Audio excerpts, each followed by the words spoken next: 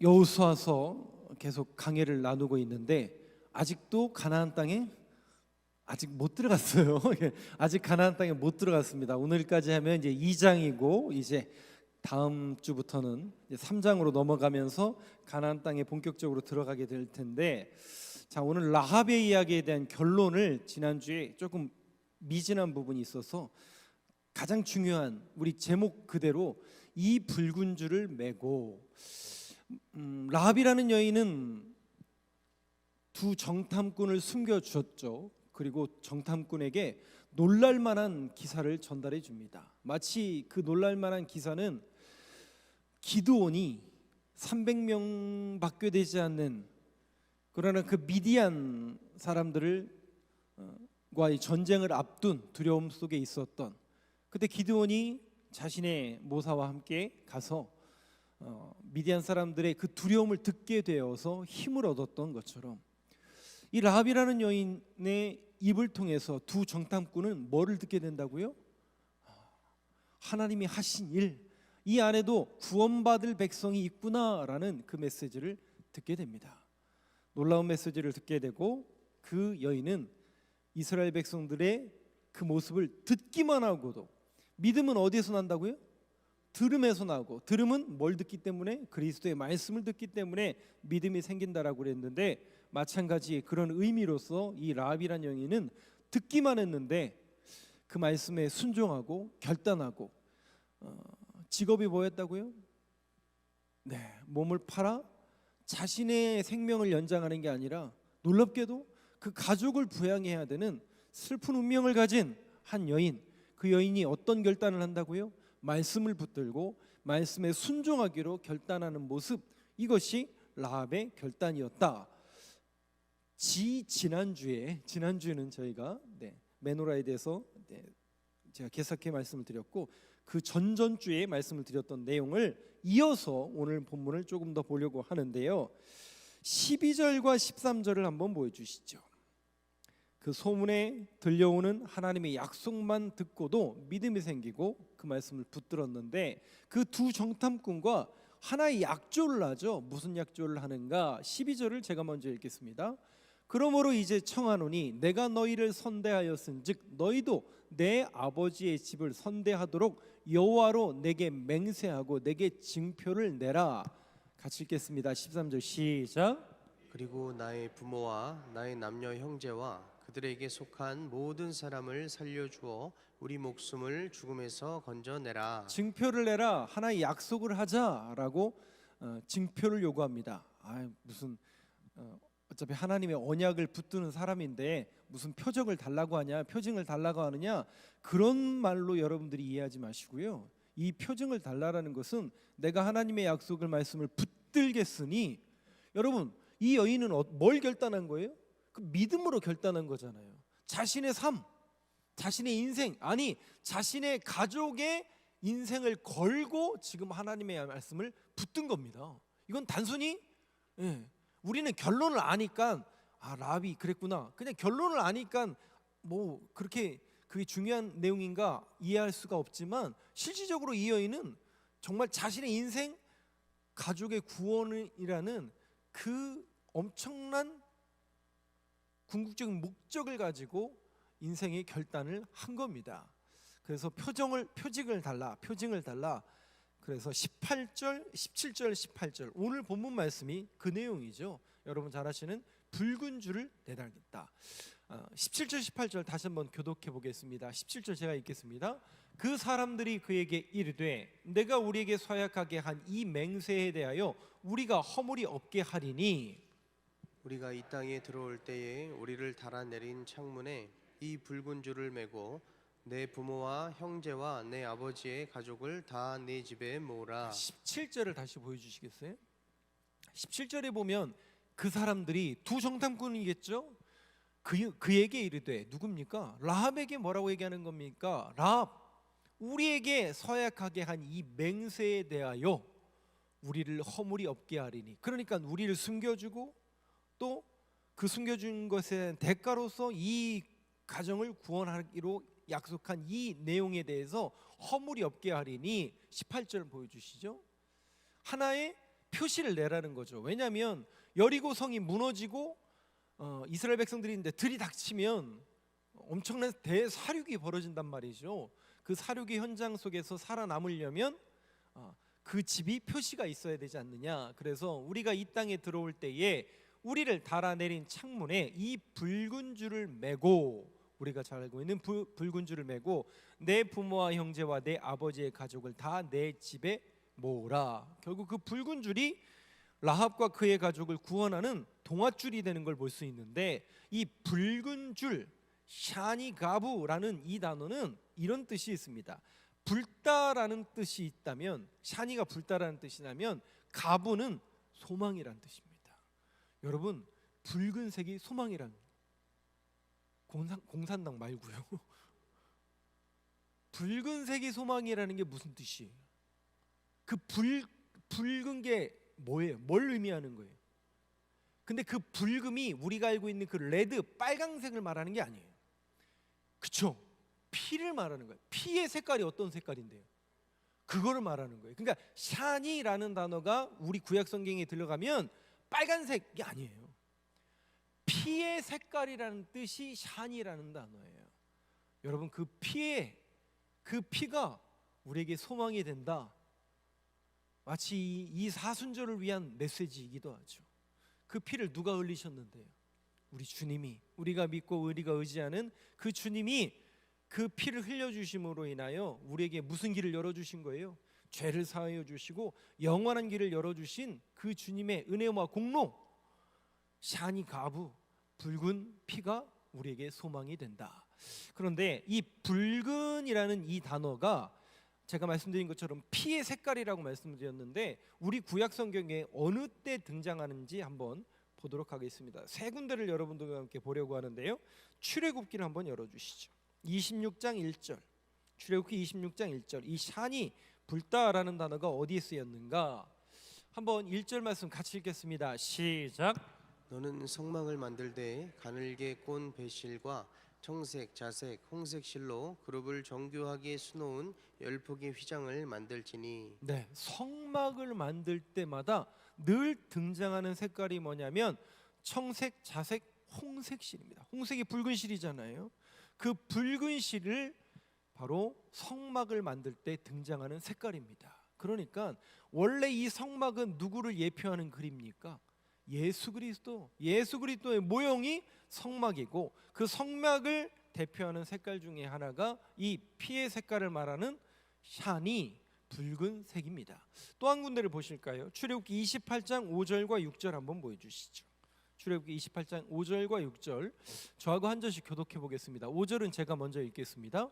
그들이 쓸 것은 금실과 청색, 자색, 홍색 실과 가늘게 꼰 배실이니라. 그들이 금실과 청색, 자색, 홍색 실과 가늘게 꼰 배실로 정교하게 짜서 에봇을 짓되. 자, 성막을 만들 때 그 성막은 예수 그리스도를 상징하는 그런 그림이라면, 두 번째, 이 홍색 실은 어느 때 쓰느냐? 뭘 만들 때예요? 에봇. 에봇이 뭐더라? 뭐죠? 에봇이? 네. 제사장이 입는 앞치마. 다시요? 앞치마예요, 앞치마. 그러니까 정확하게 앞치마입니다. 제사장은 속옷을 안 입죠. 속옷이 없으니까. 근데 우리가 보통 알고 성경에 속옷이라고 나오는 그 속옷은 어떤 의미냐면 원피스예요. 여성들이 입는 원피스, 팔과 몸의 원피스입니다. 그게 속옷이에요. 그리고 그 위에다가 겉옷, 파랑색 겉옷을 입습니다. 그러니까 속옷이 더 길어요. 실질적으로는 하얀색 속옷이 더 길고 파랑색 겉옷을 앞뒤로 되어 있는 걸 붙이듯이 입습니다. 원피스예요, 똑같이. 그 다음에 그 제사장 의복 위에다가 에봇을 입습니다. 에봇은 앞치마라고 말씀드렸잖아요. 앞에 이렇게 앞을 가릴 수 있고 끈으로 묶을 수 있는 앞치마를 에봇이라고 합니다. 이 에봇은 크게 두 가지 기능이 있죠. 왜냐하면 에봇에는 12보석이 박혀있는 흉패가 있어요. 그 12흉패는 12가지 12는 뭘 상징하냐면 이스라엘 전체 백성들을 말하는 거죠.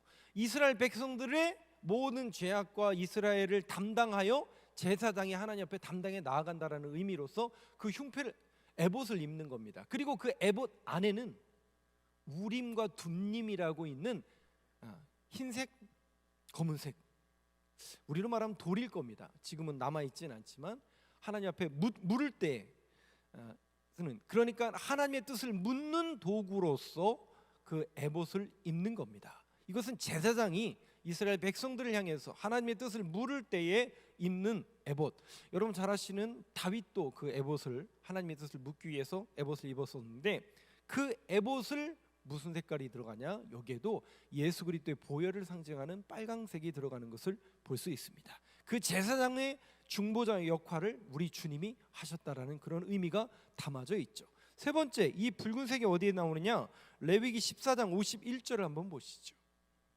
레위기 14장 51절. 네, 한번 같이 읽겠습니다. 시작. 백항목과 무술초와 홍색 실과 살아있는 새를 가져다가 잡은 새의 피와 흐르는 물을 찍어 그 집에 7번 뿌릴 것이요. 이것만 보면은 딱 이해가 안 되실 텐데, 이게 길기 때문에, 앞뒤로 길기 때문에 제가 그냥 다 설명을 해드릴게요. 이거는 레위기에 보면 색점이라는 게 등장해요. 그 색점이 집에 생겼거든.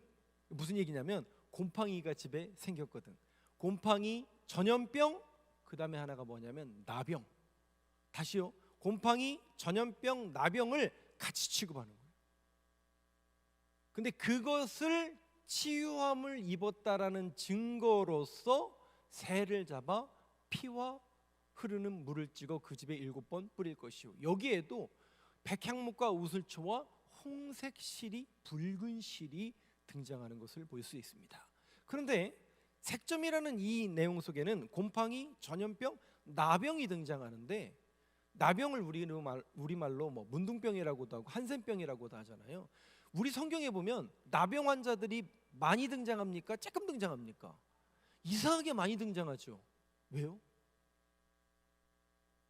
그때는 나병 환자들이 많았구나. 물론 객관적으로 보면 그럴 수 있지만 이건 영적인 의미가 담겨져 있어요. 나병 환자들의 증세가 뭔데요? 증상. 그렇죠. 눈썹도 없고 빠지는 데도 없고, 가장 중요한 증상이 고통을 느껴요, 못 느껴요? 그거예요, 그거. 영적인 의미로서 나병은, 우리 성경에서 나병 환자는 영적인 의미로서 어떤 걸 의미하냐면 고통을 못 느낀다는 거예요.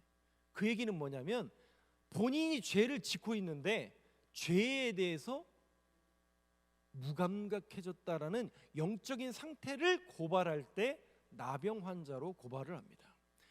이스라엘 백성들의 영적인 상태, 우리의 영적인 상태가 무감각해져 있다는 거죠. 뭐에 대해서? 죄에 대해서.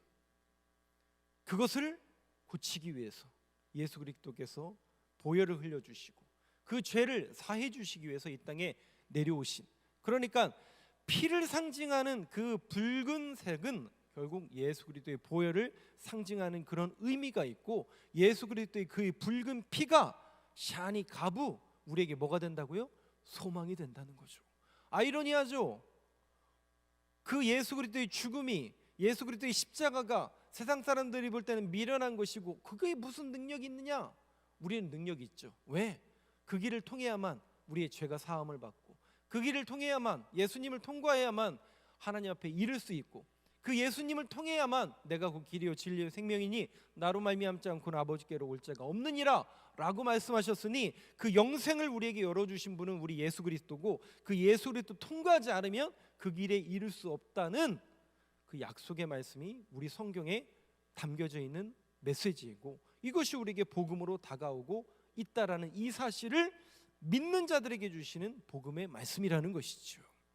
오늘도 저와 여러분들의 그 예수 그리스도의 붉은 피가 저와 여러분들의 모든 죄악을 씻겨주시길 간절히 소망합니다. 여러분들이 점잖게 오늘도 앉아 계시지만 가장 먼저 오셔서 해야 될 게 뭐라고요? 그겁니다.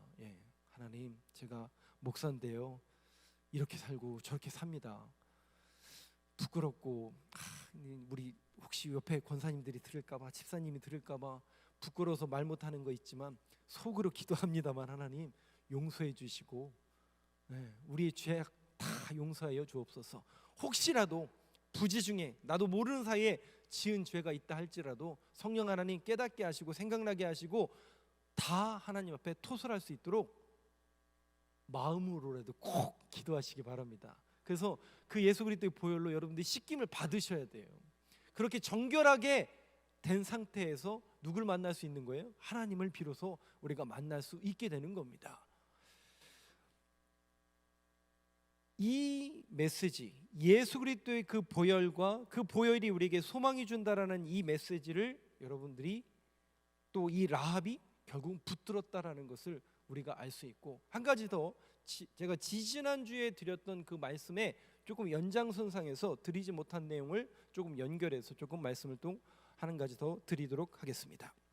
우리 함께 보실 말씀이 여호수아서 6장 말씀을 한번 보여주시죠. 여호수아서 6장 25절 한번 같이 읽겠습니다. 시작. 여호수아가 기생 라합과 그의 아버지의 가족과 그에게 속한 모든 것을 살렸으므로 그가 오늘까지 이스라엘 중에 거주하였으니 이는 여호수아가 여리고를 정탐하려고 보낸 사자들을 숨겼음이었더라. 네, 이 말씀 띄워놔 주세요. 여호수아가 기생 라합과 그의 아버지의 가족과 그에게 속한 모든 것을 살렸으니, 어떻게 살렸어요? 어떻게 살렸어요? 정탐꾼 숨겨줌으로 인하여, 그죠? 정탐꾼 숨겨줌으로 인하여 그 모든 것을 아버지와 가족과 자기 주변에 있는 사람들 살려낸 거예요. 근데 그 살려냄의 시작이 뭐라고요? 들음으로. 그 안에 믿음이 생기고 믿음으로 뭐 한 거예요? 결단하고 붙든 거죠. 뭘 붙들어요? 하나님의 약속, 하나님의 말씀을 붙든 겁니다. 어떤 이들은 혹 라합이 그 말씀에 도박했다라고 할 정도로 정말 이 여인은 인생의 운명을 건 그런, 어찌 보면 세상 사람들이 말하는 그런 도박을 한 것일 수도 있겠죠. 그러나 중요한 것은 우리는 그 도박이라고 하지 않는 이유가 뭐냐면 우리는 하나님의 말씀을 붙든다라고 이야기하죠. 붙든다. 왜? 그게 진리니까. 그게 진리니까. 그래서 세상 사람들이 볼 때는 어떻게 보여요? 미련한 것처럼 보인다니까요. 십자가가 무슨 능력이 있느냐? 저거 사형탈 아닙니까, 목사님? 저거 고문받다가 죽는 거 아닙니까? 맞아요. 객관적으로 맞다니까요. 객관적으로 누가 봐도 이스라엘 백성들하고 여리고 성하고 싸움이 되지 않는 사건이에요. 이건 대결 구도 자체가 말이 안 되는 이야기예요.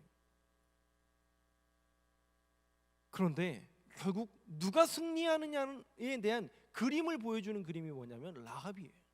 결국 하나님의 말씀을 붙드는 자, 그 말씀에 운명을 걸고 그 말씀에 생명을 걸고. 그래서 여러분 이사야서 오늘 아까 부른 찬양의 그 가사의 고백에도 있지만 하나님이 찾으시는, 하나님이 그 회복할 때에 찾으시는 그 사람이 누군가 봤더니 하나님 말씀에 생명을 거는 자, 하나님 말씀에 운명을 거는 자를 하나님은 그 사람들을 통해서 역사하시고 그 사람들을 지금도 찾고 계신다라는 하나님의 약속의 말씀이 성경에 기록되어 있다라는 것이죠. 라합이 결국 하나님의 말씀에 붙들리고 그 말씀에 운명을 건 결단을 했을 때 그의 가족과 그의 아버지와 그의 모든 것을 살렸으므로 그 얘기예요. 그가 오늘까지 이스라엘 중에 거주하였으니, 결국 누가 살아남더라고요? 하나님의 말씀을 붙드는 사람들이 살아남더라. 그 약속의 말씀을 보여주고 있다라는 것이죠. 그런데 여기에서 그치는 게 아니더라고요. 단순히 여기에서 사는 것으로 그치는 것이 아니라 그 여인이, 그 라합이라는 여인의 결단이 누구의 족보에 들어간다고요? 마태복음 1장부터 한번 보도록 하겠습니다. 마태복음 1장 1절부터 6절의 말씀 한번 띄워주시죠. 6절까지 저하고 한번 교독해 보겠습니다. 이거 족보에 대한 내용이에요. 아브라함과 다윗의 자손 예수 그리스도의 계보라. 아브라함이 이삭을 낳고 이삭은 야곱을 낳고 야곱은 유다와 그의 형제들을 낳고 유다는 다말에게서 베레스와 세라를 낳고 베레스는 헤스론을 낳고 헤스론은 람을 낳고 람은 아비나답을 낳고 아미나답은 나손을 낳고 나손은 살몬을 낳고 살몬은 라합에게서 보아스를 낳고 보아스는 루색에서 오벳을 낳고 오벳은 이새를 낳고 이새는 다윗 왕을 낳으니라. 이새가 다윗을 낳은 건 아니겠지만 그죠? 우리가 이거 남자가 낳을 수는 없죠. 5절과 6절 한번 보시죠. 아브라함과 예수 그리스도의 족보에 그 이름이 등장을 해요. 누가 등장을 해요? 놀랍게도 라합이 등장합니다. 라합이 누구의 족보에 이르게 된다고요? 예수 그리스도의 족보에. 이 여인이 한 것이 뭔데요? 믿음으로 결단하고 운명을 건 결정을 한 거거든요.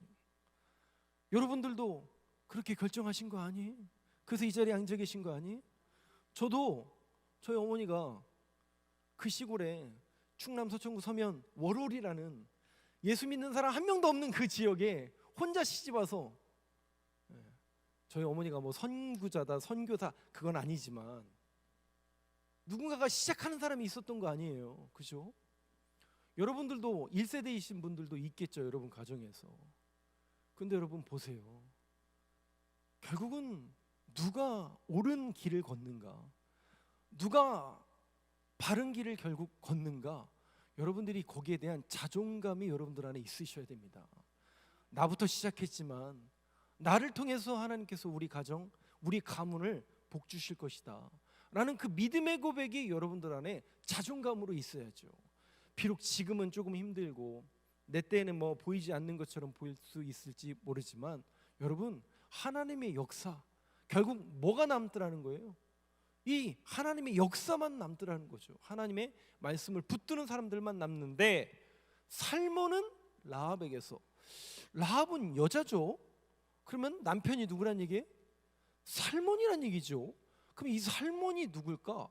근데 하나 라합은 알겠고 살몬이란 이름은 우리가 좀 잘 모르더라도 여기 익숙한 사람이 누가 등장을 해요? 룻이라는 여자가 등장을 하고 보아스라는 남자가 등장하죠. 룻기 4장에 룻기에 보면 룻은 여자의 남자예요. 롯은요? 롯은 누군데요? 아브라함의 조카였죠.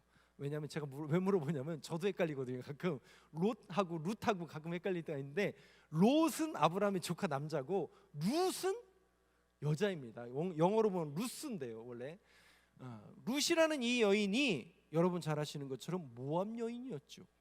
모압 여인인데 어느 날 자기네 동네에 누가 와요?